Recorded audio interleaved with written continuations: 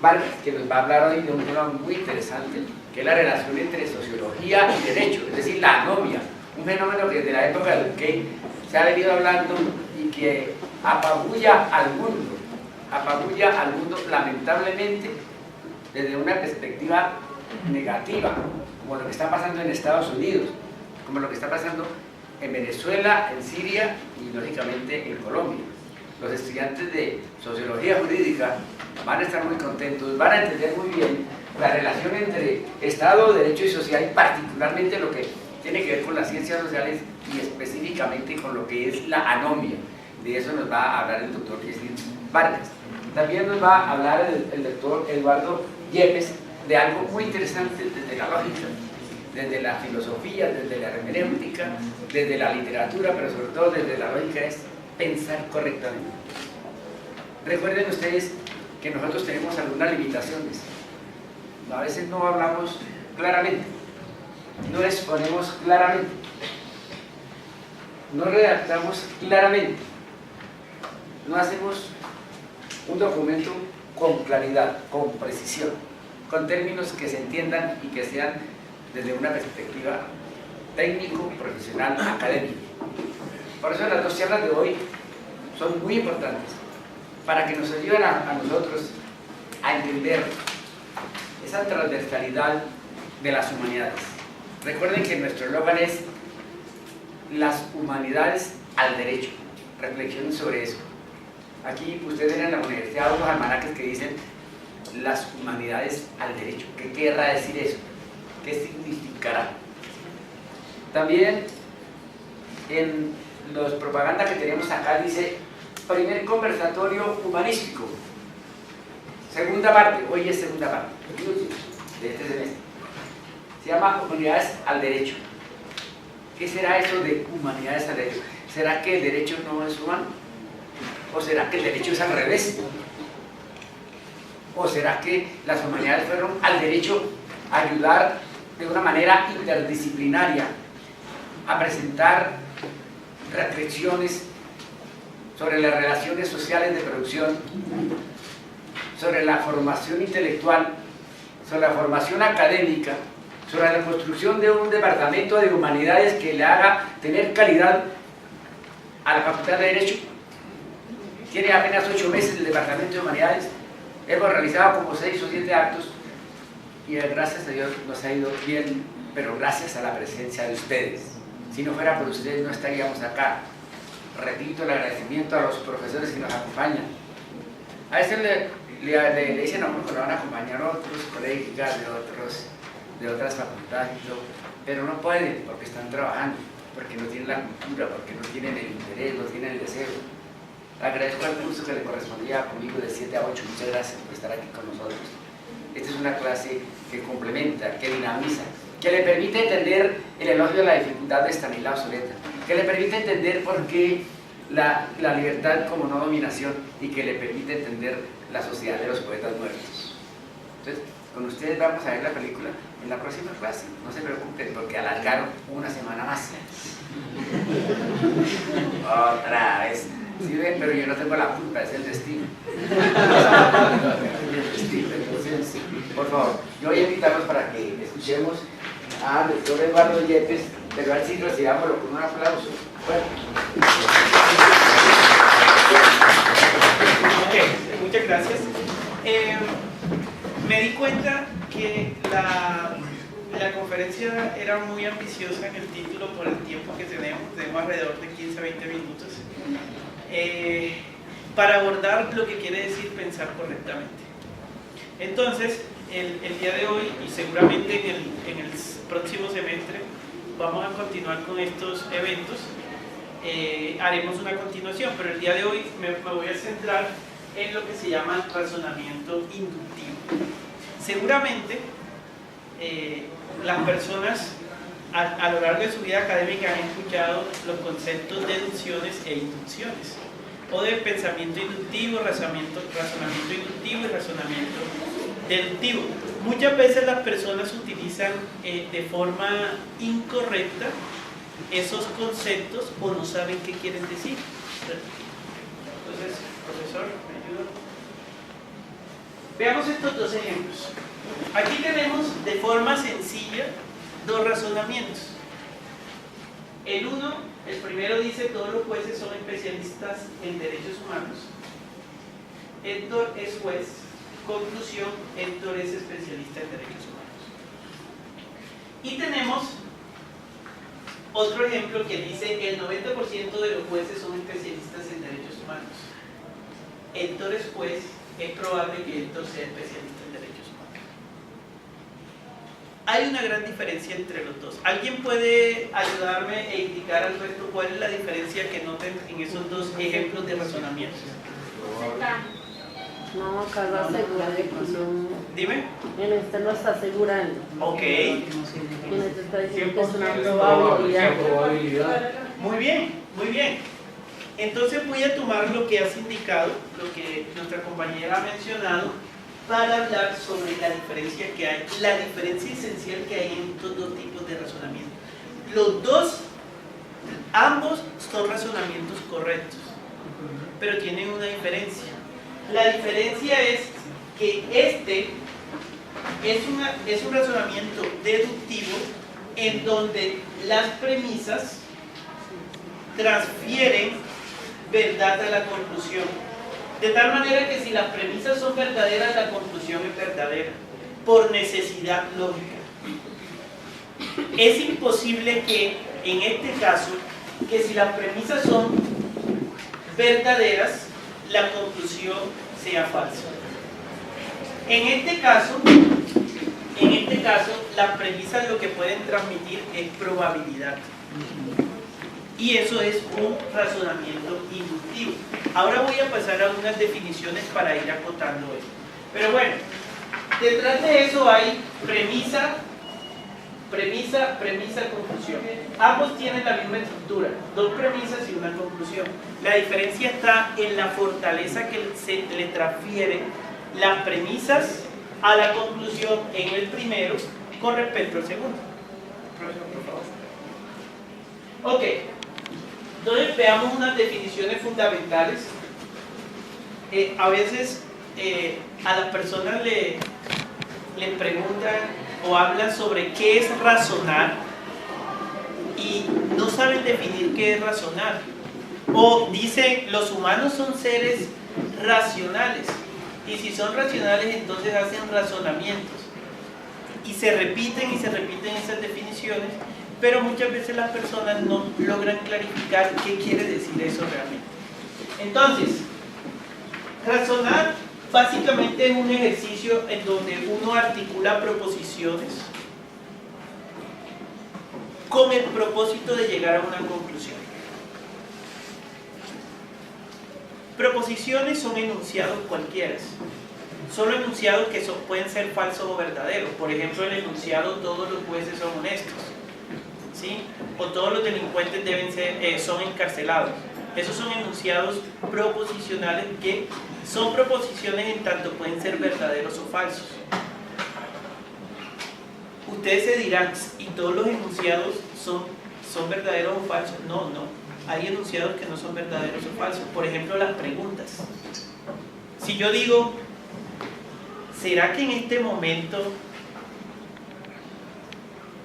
hay alguna persona feliz en la universidad? Yo me estoy haciendo esa pregunta. La respuesta a esa pregunta sí puede ser verdadera o falsa, pero la pregunta no. Si yo les digo el enunciado: por favor, váyanse ahora mismo de esta sala, ese enunciado no es verdadero ni falso. O sea que ese enunciado no puede ser una proposición, no puede ser fundamento inicial para un razonamiento. Entonces, las proposiciones, para hacer un razonamiento debo tener proposiciones, es decir, enunciados que pueden ser verdaderos o falsos. Las preguntas, los imperativos, no son enunciados susceptibles de decir falsedad o verdad sobre ellos. Pero el razonamiento tiene otra condición que a veces olvidamos. Y olvidé ponerlo en negrilla, y es el de pretensión. El razonamiento es algo pretencioso. Porque uno pretende, cuando está razonando, que su conclusión va a ser verdadera porque se deriva de las premisas. Es decir, en un razonamiento la persona busca que su conclusión se derive de las premisas. Tiene esa intención. Así lo haga mal, pero tiene la intención. O así lo haga bien. Lo importante es la intención. Es un elemento esencial. Ahora, aquí está entonces la definición de esos dos tipos de razonamiento que yo les estuve mencionando: el razonamiento deductivo y el inductivo. Muchas veces, cuando uno lee algunas definiciones, se dice que el razonamiento deductivo es ir de lo general a lo particular, o sea, de unas leyes generales, inferir unas leyes particulares, el razonamiento inductivo es ir de lo particular a lo general. ¿Sí? Eso no es tan así. Hay muchos razonamientos inductivos que no tienen esa condición. Lo que sí se sabe con seguridad es que el mínimo esencial para que un razonamiento sea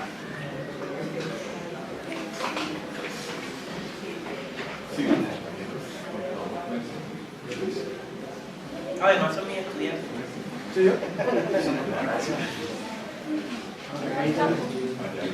Acá hay espacio, acá.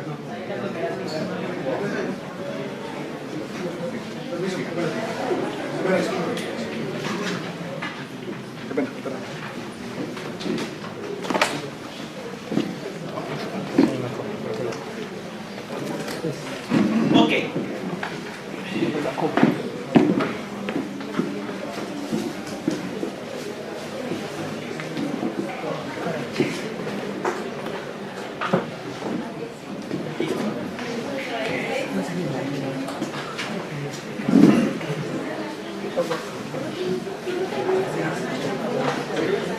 Delante hay sillas, esas sillas no las están utilizando, allá atrás hay sillas.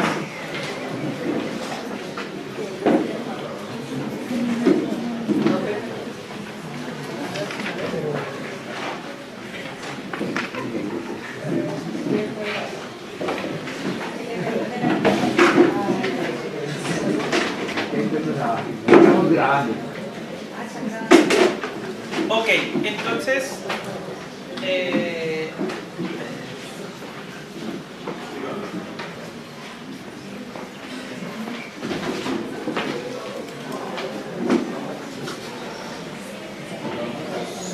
pongámonos la meta de continuar en 60 segundos. Por favor. Bueno, entonces les decía que para las personas que acabaron de llegar, estamos hablando de dos tipos de razonamiento: el razonamiento inductivo y el razonamiento deductivo. Y les decía que la definición esencial de razonamiento deductivo es que las premisas brindan apoyo absoluto y necesario a la conclusión. Quizás algunas personas no tienen claro el concepto de premisa, pero premisa es una proposición, es decir, un enunciado desde el cual yo infiero una conclusión. Y el razonamiento inductivo es aquel en donde las premisas brindan apoyo probable, un apoyo parcial, no es un apoyo total. No es un apoyo total. Entonces, vamos a recordar el ejemplo que yo les presenté en el primer caso, donde decía que estaba la premisa 1, según la cual todos los jueces son especialistas en derechos humanos. Héctor es juez, por lo tanto Héctor es especialista en derechos humanos. Las premisas brindan un apoyo absoluto a la conclusión. Pero en el otro caso que les presenté decía el 90% de los jueces son especialistas en derechos humanos. Héctor es juez, por lo tanto es probable que Héctor sea especialistas en derechos humanos. Entonces, en este segundo ejemplo corresponde al razonamiento inductivo.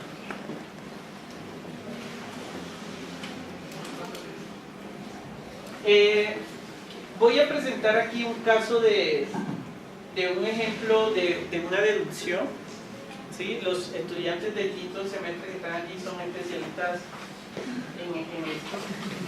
Entonces tengo una premisa mayor que dice, ahí tuve un error de redacción: si un colombiano es ciudadano en ejercicio, puede votar, ser elegido democráticamente y ser funcionario público. Esta es una premisa normativa que tengo, ¿sí? Y que yo la grafico, la simbolizo de esta manera. C, entonces B, I, E, I, F, P. Eso quiere decir, si un colombiano es ciudadano en ejercicio, entonces puede votar, puede ser elegido democráticamente y puede ser funcionario.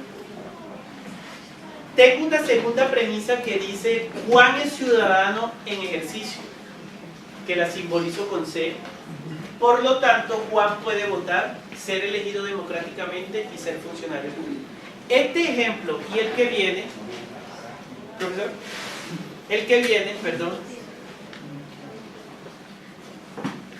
son ejemplos de deducciones. Premisa 1 dice: si la justicia es eficaz, todos los delincuentes serán sancionados. La premisa 2 dice: no todos los delincuentes son sancionados, por lo tanto, la justicia no es eficaz. Estos son ejemplos de deducciones. Es decir, es imposible en estos casos que, siendo las premisas verdaderas, la conclusión sea falsa. Eso es imposible lógicamente. Nuestra cabeza así lo piensa y así lo razona. No sabemos si existirán extraterrestres que razonen de otra manera, pero la lógica humana es así. No sabemos si Dios razona de otra manera, pero la lógica humana es así. Ahora veamos ejemplos de inducciones. Ejemplos de inducciones. Así. Aquí tengo una que se llama por enumeración. Recuerden que lo que vamos a ver ahora, que es el centro de la conferencia, porque como les dije me iba a centrar en razonamiento inductivo, y lo que caracteriza las inducciones es que transfieren verdad probable. Tengo una premisa 1 que dice: la víctima 1 de X es pelirroja, la víctima 2 de X es pelirroja, la víctima 3 de X es pelirroja. Y supongamos que tengo otros casos, que estos puntos suspensivos simbolizan otros casos. Entonces, a partir de esa información, se puede concluir que la próxima víctima de X será pelirroja. Pero es una verdad probable, a diferencia de la anterior. Entonces, esto es algo que se llama por enumeración. De hecho, por esta definición es que se tiende a pensar que el razonamiento inductivo parte de lo particular para llegar a lo general, porque esta es una premisa particular. Estamos hablando de algo singular, el caso 1, el caso 2 y el caso 3, y a partir de eso decimos que los próximos casos van a ser similares. Tenemos otro que se llama de frecuencia relativa, y es el que he venido trabajando yo en los ejemplos. El 90% de los jueces son especialistas en derechos humanos. Héctor es juez, es probable que Héctor sea especialista en derechos humanos. El 95% de los hombres son fieles. Juan es hombre, por lo tanto, Juan es fiel. ¿Sí? Es un razonamiento probable, pero es un razonamiento inductivo y es un razonamiento válido realmente. Es un razonamiento válido, es un razonamiento que se puede decir que es correcto. Tenemos por analogía. Voy primero a presentarles la forma. Yo le digo a mis estudiantes, uno debe aprenderse las formas. Cuando uno se aprende las formas, lo que debe hacer es llenar eso de contenido y puede asegurar hacer un razonamiento correcto. La forma es este. dice, esto que está aquí, dice, X tiene las características 1, 2 y 3.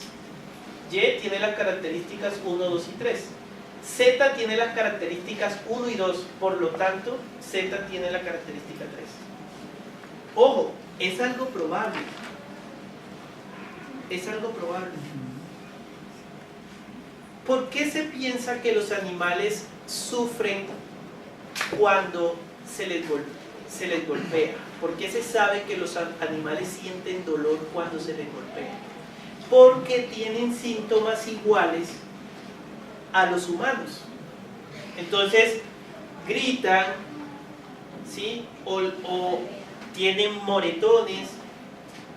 Y entonces los humanos decimos, cuando nosotros sufrimos, gritamos, tenemos moretones cuando sufrimos físicamente. Por lo tanto, los animales también sufren. Nosotros hemos llegado a esa conclusión a partir de un razonamiento inductivo por analogía. Podría ser que los animales no sufren realmente, no lo sabemos. Con seguridad lógica y necesaria no lo sabemos, pero lo suponemos con una alta probabilidad porque tienen síntomas iguales a nosotros. Ahora, miren el ejemplo que hice allí. María, la primera hija de Juan, tiene el cabello rubio, mide más de 170 centímetros y es de ojos claros. ¿Sí?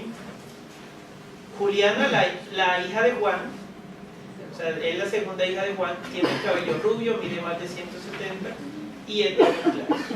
Luisa, la tercera hija de Juan, tiene el cabello rubio y mide más de 170. Por lo tanto, es probable que Julia sea de ojos claros. Luisa. Por Julia no. La siguiente. Y hay un último caso que quisiera trabajar hoy con ustedes y es el que se llama la mejor explicación. Entonces, la forma de eso es, la primera premisa se da X, Y es la mejor explicación de X, ¿sí? Por lo tanto, ahí tengo un error, perdón, aquí es por lo tanto Y. Miren este caso, se encontró la vaca desmembrada y con aprovechamiento ineficiente. Por el estado de la vaca, lo más probable es que haya sido atacada por un depredador. Por lo tanto, un depredador atacó la vaca. El estudiante X llegó tarde. La causa más probable de su retraso es el tráfico. La conclusión es que el tráfico impidió que el estudiante X llegara a tiempo. Entonces, aquí vemos que, y ustedes son especialistas en esto, que a todo el mundo le parece razonable, le parece la mejor explicación que llegar tarde se debe al tráfico. Por lo tanto, es una razón que uno esgrime con frecuencia para explicar por qué llegó tarde. Eso es razonamiento inductivo. Bueno, eso es todo por hoy. ¿Preguntas?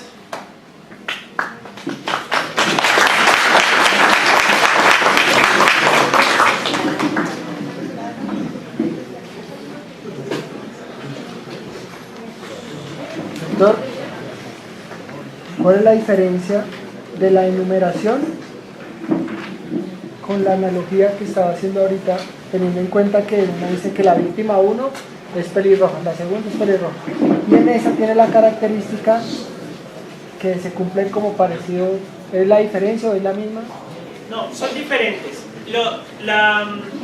Lo que sucede con la enumeración es que está diciendo que varios casos se comportaron igual.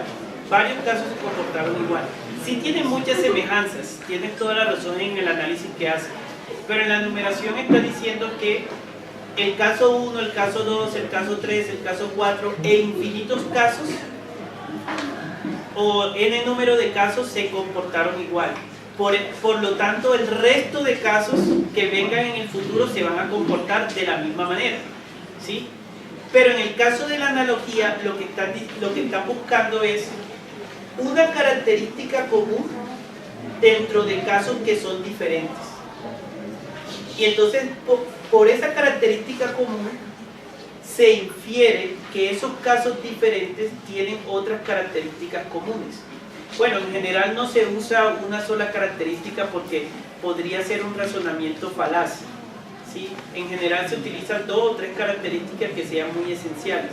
Pero tienen mucha semejanza, pero la diferencia está en eso. La diferencia está en que casos diferentes tienen un par o 3 características esenciales similares, por lo tanto es probable que tengan otras características similares.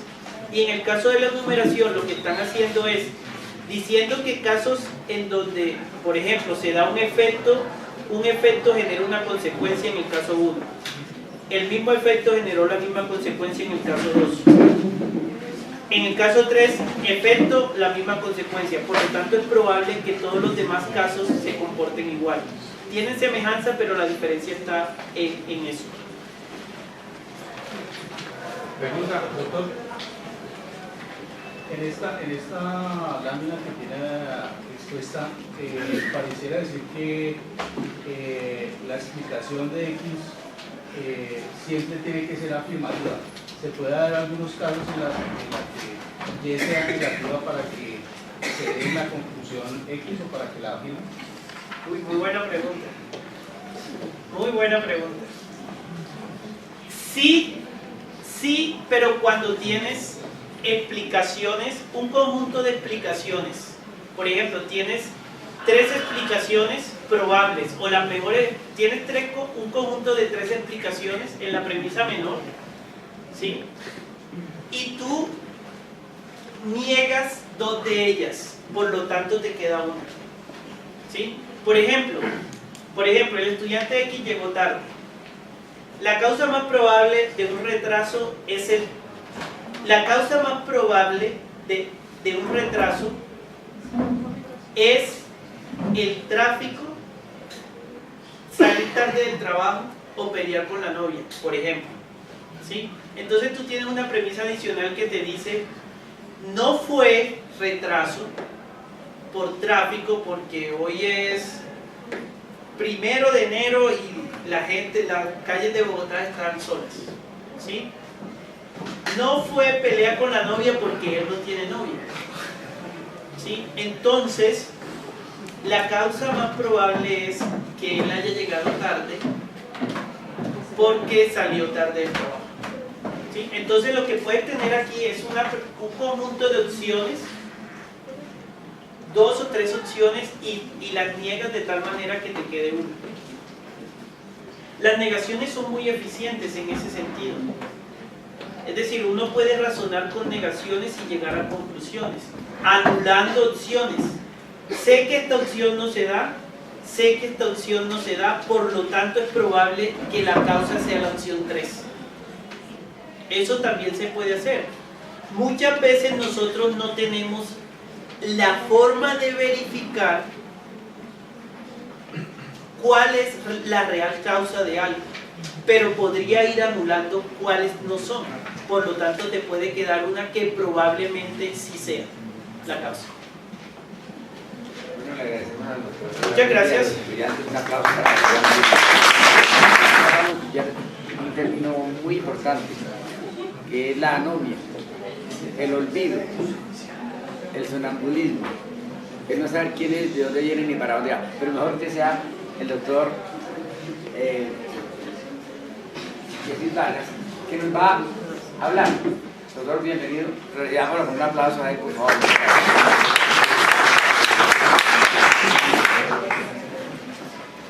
Muy buenas noches para todos. Vamos a tratar un concepto muy importante en el derecho y su relación con la sociología, o la sociología en relación con el derecho. Es un concepto que quizás algunos de ustedes no lo sepan, porque es un concepto que el nivel académico y la discusión académica de las universidades no le habían dado tanta relevancia, sino hasta hace como unos 5 o 7 años, en los cuales se vuelve importante en el sentido en que es fundamental para la interpretación de la ley, de la norma, del decreto desde el punto de vista jurídico y desde el punto de vista social. El concepto de la anomia es un concepto que viene desde los presocráticos, es un concepto que viene también desde los socráticos, desde la política de Aristóteles, desde la instauración del Estado, de la ley, de la norma, pero también se da a mediados del segundo milenio, de la época medieval. También tiene bastante relevancia por el factor ideológico y religioso. Sin embargo, Durkheim, en su espíritu de la concepción del positivismo en la sociología, lo hace todavía más importante este concepto. ¿Por qué? Porque es que las sociedades cambian, las normas cambian, la ley no es la misma. La anomia se da dentro de unos espacios, unos tiempos y unos conflictos. Eso es lo importante, digamos que esa tríada es importante para poder entender la anomia. ¿Pero qué es la anomia? La anomia es la ausencia de la norma. Es así de sencillo. Es la ley que ya no facilita absolutamente ningún rigor ni ningún reglamento. La anomia es el conflicto de la norma, es el conflicto de la ley.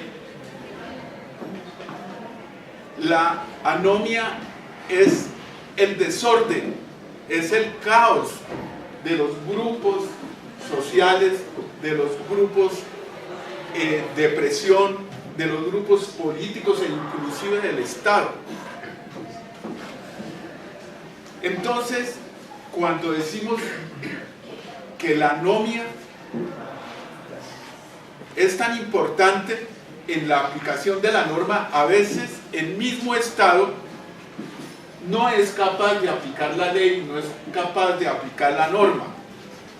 Entonces, cuando el Estado se convierte en ese ente institucional regulador y que es el representante del contrato social entre los individuos y la institución mayor de la sociedad, entonces nos ponemos a pensar, o hay estados fallidos, o hay estados que no pueden hacer cumplir la norma, o hay estados que conviven con el desorden, con la confusión de la norma, con el conflicto de la norma, etcétera, etcétera. Es por eso que Durkheim, Emilio Durkheim, el sociólogo, digamos que hace ese análisis desde el punto de vista sociológico y lo hace en relación al derecho, a las normas jurídicas. Pero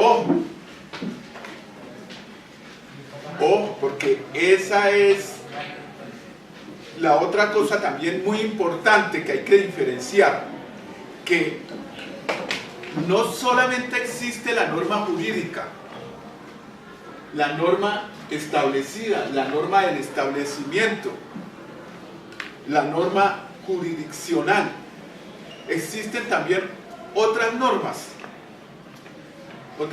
como cuáles, las normas de tipo social, moral y cultural. Es por eso la importancia que nosotros podemos decir que las sociedades van avanzando, son dinámicas y van cambiando en la medida en que los individuos tienen otros intereses sociales, políticos, económicos y culturales. Y cuando la gente tiene otras expectativas frente a la norma y frente a otras relaciones sociales de comportamiento conductual, hace que se determine un conflicto de la norma en esos espacios, tiempos y lugares. La anomia la vamos a determinar entonces en la interpretación del conflicto normativo dentro de ese nuevo concepto en que les he dicho desde el punto de vista histórico y conceptual, desde la interpretación de Durkheim, desde el concepto de anomia en Norteamérica, porque es que el concepto de anomia en Norteamérica y en los países desarrollados no es que nosotros decimos que es la anomia latinoamericana, porque nosotros vivimos en Latinoamérica, pero vivimos en un conflicto cíclico, en un conflicto continuo, en un conflicto de no equidad social y de responsabilidad social, donde entonces decimos la norma y la ley, ¿para qué? Si existen una u otra cantidad de formas de violencia ejercidas institucionalmente por el Estado o por algunos grupos sociales que no están de acuerdo con la norma, que contradicen la norma. En nuestro escudo nacional hay dos premisas: libertad y orden. Cuando nosotros decimos libertad, ¿hasta dónde va la libertad? ¿Sí? ¿Y dónde comienza el orden? No dónde comienza la libertad, aquí sería dónde comienza el orden. Esa es una reflexión que tenemos que pensar nosotros, ¿cierto? Por eso es importante este nuevo concepto. Este nuevo concepto de anomia es un concepto traído en estudios investigativos desde la Universidad Nacional por el sociólogo Víctor Morris Reyes y unos profesores en sociología jurídica de la Universidad Externado y de la Universidad de los Andes. Han hecho una recurrencia al concepto de norma, al concepto de anomia, para determinar hasta dónde nosotros somos anómicos como sociedad y hasta dónde nosotros podemos reflexionar de nuestro estado social de derecho y en nuestro estado jurídico. Entonces ahora vamos a poner unos ejemplos para, digamos, aterrizar un poco más la situación. ¿Qué sería entonces el concepto de anomia desde el punto de vista? Un ejemplo sencillo: la Comuna 13 de Medellín. Hace 15 días había un conflicto. Se da en un espacio en la Comuna 13, un espacio territorial. Se legitiman unas normas, entre comillas, y unas relaciones sociales implementadas desde unos grupos armados. Y por el otro lado hay unas normas establecidas, que es la parte jurídica del Estado. Entonces, cuando el Estado va a hacer cumplir esas normas en ese espacio, en esos tiempos y en ese conflicto, va a tener problemas. Ese es un ejemplo así muy general. Otro ejemplo: los sanandresitos. Los sanandresitos. ¿Por qué los sanandresitos? Los sanandresitos tienen una permisividad del contrabando, ¿cierto? Tienen también un espacio, tienen una compra y venta de mercancías que no pagan impuestos, etcétera, etcétera. Entonces también se dan otras relaciones sociales dentro de ese proceso de interacción social de los grupos y de las personas, lo cual hace que el mismo Estado permita que se viole hasta cierto punto la norma, convirtiendo esa anomia en una antinomia. Porque ¿qué es la anomia? Como les decía a ustedes, entonces la anomia es la no legalidad, la confusión, el conflicto normativo, etcétera, etcétera. Pero existe la anomia con N, nomia. Y la anomia con N es la norma, nomia igual a norma. Perfecto. La anomia es la desviación de la norma, el conflicto de la norma, la ausencia de la norma, la no interpretación de la anomia. La antinomia.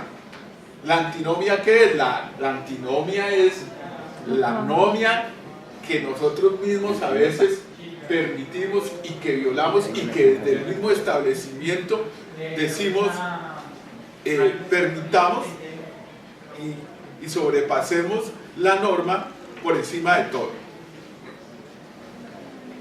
Un tercer elemento de anomia que corresponde, por decir algo, desde el punto de vista cultural: los festivales. El festival de blancos y negros, el festival del burro, Zaracero. ¿sí?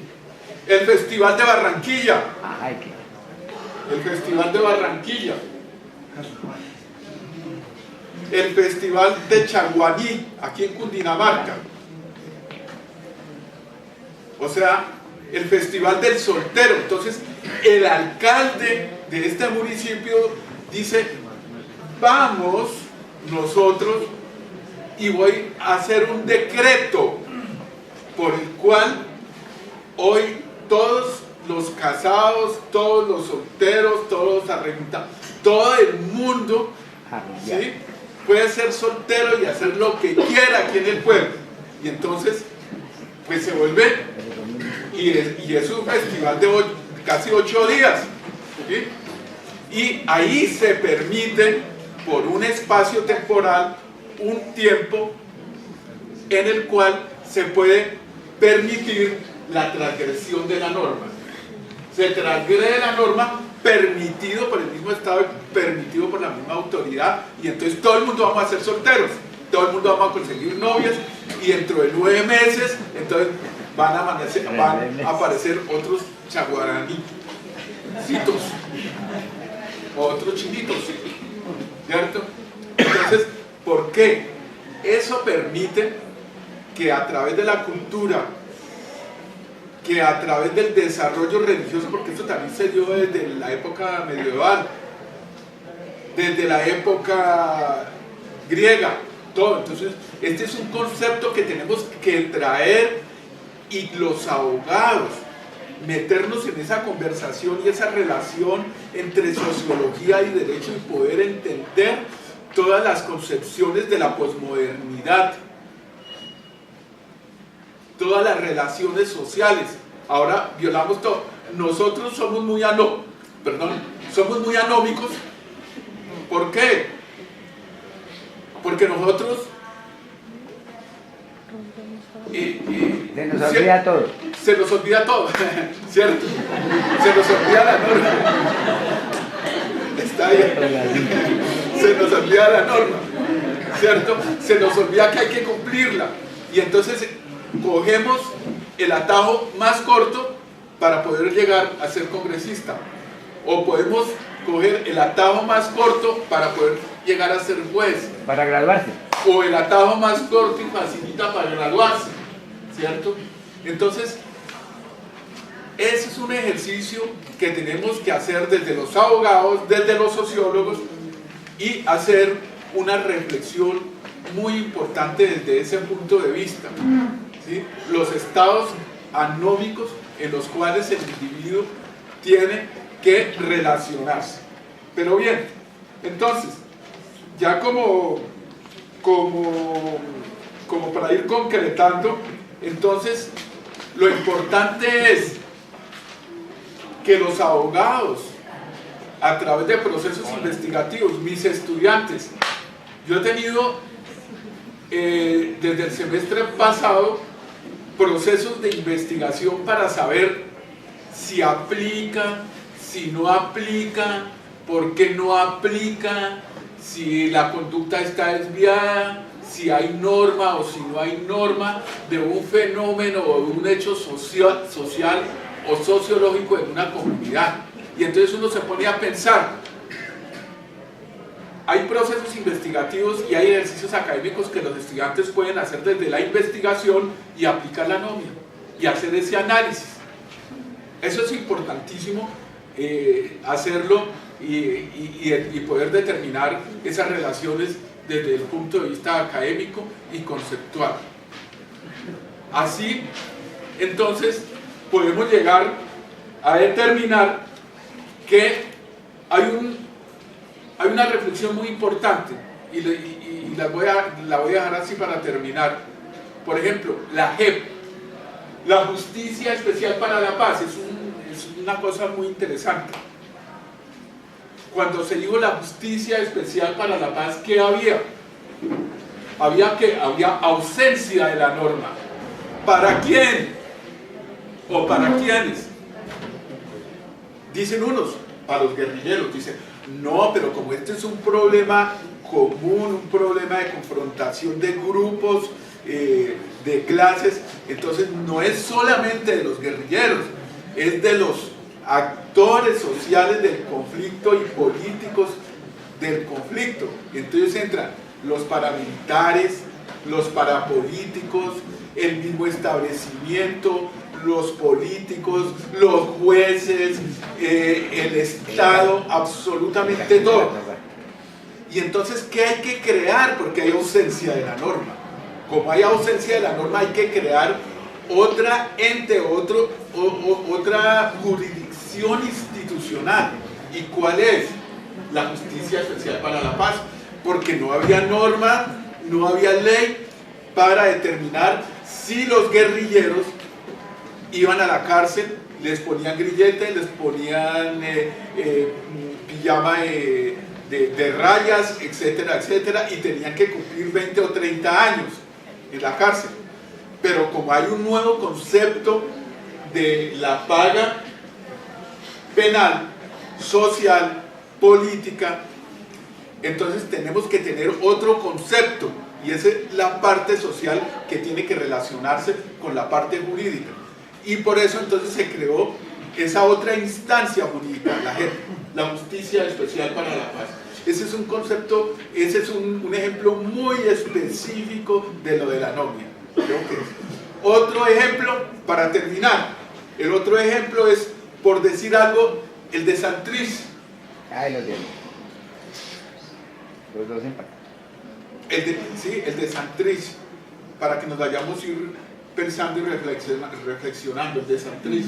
¿Será que el Estado tiene alguna norma para decirle a Santrich no se muera, siga, o no tiene derecho a seguir en huelga de hambre porque lo vamos a inyectar y le vamos a meter la sopa con cuchara a las malas? No puede, absolutamente no, ¿cierto? El presidente de la JEP ya le dijo, usted no tiene derecho a morirse, usted tiene que decir la verdad, y la verdad no le pertenece a usted sino a todo el mundo, a lo internacional y a lo nacional. Usted debe dejar la huelga de hambre, y lo dice el presidente de la JEP, que es el padre de Ruth, que es uno de los verdaderos conocedores de la anomia en Colombia a propósito de la violencia en el Magdalena Medio. Entonces el tema no es de poca monta. El tema, por ejemplo, a mí me pongo a reflexionar ahora, ¿cómo reflexionar el papel de la anomia en las elecciones en estos 10 días?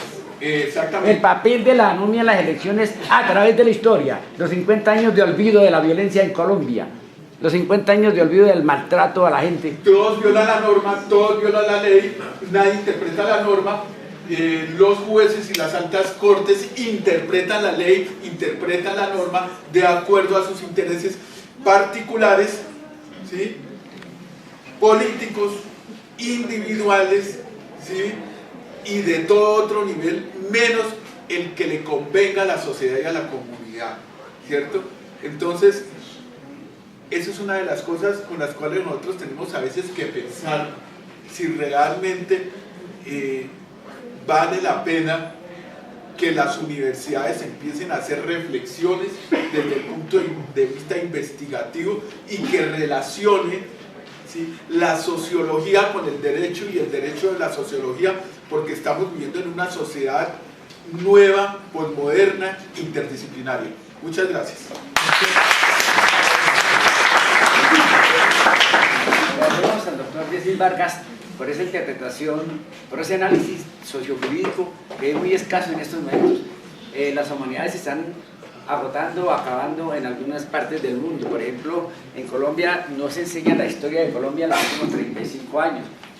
En algunos países no enseñan ni geografía ni historia, no enseñan filosofía del derecho. como que eso no es productivo, como que la sociología, la filosofía no es productiva. Pues para algunos sectores de la sociedad, por ejemplo para el público, no es productiva, porque él es otro cuento. Él es tan pobre en su cabecita que únicamente tiene plata, ¿cierto? Entonces, yo sé que aquí este debate se plantea duro y fuerte. Entonces, lo que el doctor ha hecho es un verdadero análisis sociológico de la anomia, de lo que es una enfermedad mundial. Esa anomia es lo que lo hace uno que no tome determinaciones o que cuando las tome en contra de la sociedad. Es todo lo contrario a lo que es el republicanismo desde los tiempos de la Revolución Francesa. A ser amable, generoso, crítico, propositivo, deliberativo, incluyente, que tenga en cuenta el medio ambiente y que sobre todo ponga lo público por encima de lo privado y lo general por encima de lo particular. Verdad que el doctor hizo un análisis muy bueno, a los estudiantes que vinieron con usted, al doctor Eduardo Yepes, muchísimas gracias por haber venido con nosotros. No sé si habrá algún comentario, alguna pregunta. Sí, dale. Doctor, pues con mucho respeto, yo pienso que el ser humano se ha ido limitando por su propia afán de tener una libertad que se ha ido coartando a través de la norma. Yo pienso que más bien es el hombre como tal se inventó la norma porque a través del contrato social posterior y durante ese transcurso se quería evitar como la barbarie que se venía presentando, ¿cierto? Y como que el hombre tuviera un poco más limitado, ¿sí? Para poder desarrollarse como raza que somos, ¿sí? Entonces yo pienso que más bien hoy en día ya vamos a llegar al punto que en 1800 teníamos, por ejemplo, 200 normas. En la actualidad tenemos más de 2000, ¿sí? Es un ejemplo nada más. Entonces, muy probablemente en los 50 años siguientes vamos a tener 5000 y obviamente no vamos a ser libres porque simplemente tenemos que acoplarnos en el deber ser y no en el que queremos ser, ¿sí? Entonces yo pienso que eso debe cambiar, ¿sí? Pero eso debe cambiar en proporción en que el ser humano debe tener respeto y más hacia los demás, ¿sí? No como tal a la norma, ¿sí? Porque la norma, como dicen por ahí, son para las peruanas, ¿sí? Eso no nos sirve de nada. Lo que sirve es como que esa evolución va a llegar al punto que explota y volvemos al mismo estado de barbarie para volver a empezar. Ese sería el estado ideal o el tipo ideal según Max Weber, ¿cierto? Encontrar un tipo ideal donde realmente no necesitemos normas ni reglas o lo máximo, lo que dice Carlos Marx también, donde las sociedades eleven su alto nivel de conciencia y podamos convivir en paz, ¿cierto? Pero mientras nosotros tenemos la norma y la ley a la mano, sí la tendremos y se servirá de control político, social y jurídico, pero lo que se quiere decir aquí es que analicemos hasta dónde vamos, hasta dónde podemos nosotros interpretar la ley y la norma, y que los abogados tienen una responsabilidad profesional, política, social, ¿sí? En correspondencia con la sociedad. Es eso. Doctor Jesse, se dice en medio de algunos críticos que en Colombia hay o existe un exceso de normas, una pluralidad de normas. Bajo su concepto, ¿usted podría decir que a ese exceso de normas que llaman algunos se le puede llamar anomia? Esto, o el comentario dirigido a que tal vez el exceso de normas también hace incluir al ciudadano en desconocimiento de la norma, no porque no exista, sino porque tal vez hay muchas. A esto se le puede llamar anomia, y cómo desde la sociología se podría corregir acá en Colombia pues ese pequeño detalle. No propiamente el exceso de normas, más bien lo que implícitamente es la norma. Por decir algo, les voy a dar un ejemplo del que está lo que se está aprobando: el castramiento químico que se va a hacer, ¿cierto? Otra ley a esas 200 y pico de leyes que dice el compañero, ¿cierto? El castramiento o la pena de muerte, por decir algo, si se aprobara para los violadores de niños, por decir algo. Pero realmente eso va a ayudar o va a curar esas conductas desviadas, según Robert Merton y tal por Parsons, ¿sí?, de controlar a esos individuos o a esos grupos para que no lo hagan. Entonces yo diría, en Colombia, muy bien, se hacen muchas leyes, se hacen muchas normas y va a aparecer en estos días aprobada la ley de castramiento. Entonces dentro de la ley de castramiento, ¿qué hacen? No, la aprobaron, le van a poner 50 años, lo van a volver impotente, etcétera, etcétera, todas las connotaciones médicas, fisiológicas, biológicas, etcétera, etcétera. Pero eso no va a resolver el problema. Doctor, partiendo de la temática de la anomia, ¿no será que, digamos, el afán de los legisladores de traer normas externas y aterrizarlas aquí a nuestro país, que son culturas diferentes, como lo que estamos viendo con relación al sistema penal acusatorio, que lo trajimos, y no lo trajimos puro, sino que traemos un híbrido en el cual lo tratamos de acomodar a nuestra legislación? ¿No choca eso en los planteamientos que usted está planteando? No, porque es que, a ver, es que la anomia no solamente, como les decía, puede existir desde el punto de vista normativo y jurídico. Hay anomias desde el punto de vista también social y cultural, ¿sí? Y desde el punto de vista social, entonces podemos decir, ¿por qué? Tomemos el tema de salud, por ejemplo, ¿sí? ¿Por qué la ley 100 no funciona aquí en Colombia? ¿Cierto? ¿Por qué transgreden la ley 100? ¿Por qué hacen empresa con la ley 100? ¿Por qué se enriquecen con la ley 100? ¿Y por qué no lo más fundamental de la vida, que debería ser la ley 100, proteger a los individuos en su salud como derecho fundamental? ¿Por qué no funciona? ¿Cierto? Entonces, son análisis y reflexiones que nosotros tenemos que tener con base en eso. O lo traemos o lo aplicamos, pero si no lo aplicamos, ¿por qué no funciona? ¿Por qué sí aplica?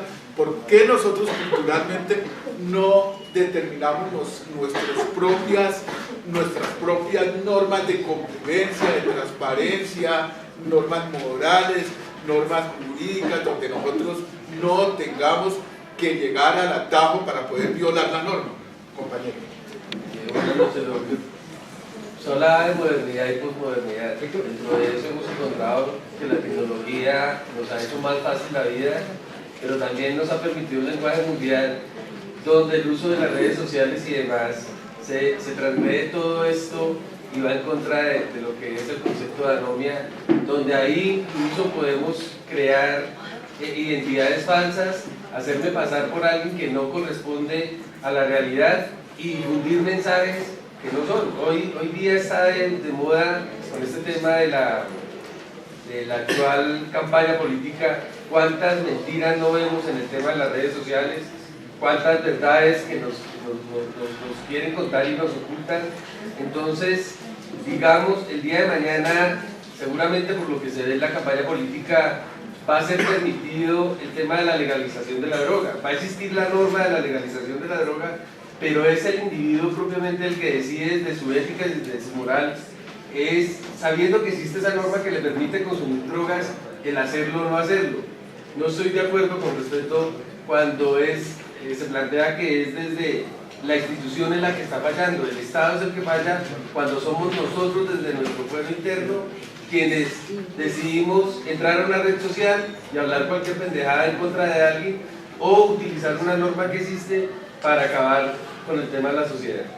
Claro, ahí está el conflicto de la norma desde el punto de vista institucional y desde el punto de vista jurídico, y la norma de responsabilidad desde el punto de vista social, ético y cultural, en convivencia con los mismos grupos y en los cuales nosotros compartimos, o las redes, o la televisión, o la información, o lo que sea, o la misma autodeterminación de nosotros de de decir vamos a drogarnos o vamos a hacer, claro, desde luego, es que no es una responsabilidad única exclusivamente desde el punto de vista jurídico, también es desde el punto de vista social, porque también hay sanciones sociales, ¿sí? Hay una reglamentariedad desde el punto de vista social, ¿cierto? Hay unas normas éticas desde el punto de vista social y hay unas normas morales desde el punto de vista social. Entonces no podemos decir que todo lo reglamentado desde el Estado, desde el punto de vista jurídico, tiene que cumplirse y no se cumple, ¿cierto? A veces de pronto, sociológicamente, ese es el diálogo entre sociología y derecho. Entonces nosotros decimos, ¿por qué no nosotros como comunidades no respetamos el derecho a la diversidad y el derecho a la diferencia, si somos afros, si somos negros, si somos musulmanes, si somos islámicos, etcétera, etcétera, si nos gusta morirnos o no morir? Eso es lo que uno tiene que ponderar entre sociología y derecho. Última pregunta y damos porque es que el tiempo. Gracias, ya vamos a terminar. Con respecto a la anomia y todo lo que usted menciona, la evolución normativa, decimos que una evolución normativa no se puede centrar en la pluralidad de normas. Se dice que las normas nacen por una necesidad que se ve en la sociedad, pero ¿qué tan ligado o qué tanto nuestra sociedad como involucionando? Porque necesitamos muchas más normas, porque la misma sociedad se ha visto en la necesidad de plasmarlas, es decir, necesitamos un código de policía, el cual simplemente es convivencia social, el cual nos indica y simplemente nos va a sancionar con unas multas. Entonces, cómo esa anomia va muy relacionada con la evolución social de un país. ¿Por qué más lo puedo ligar? Esa social con la educación, con el nivel de educación.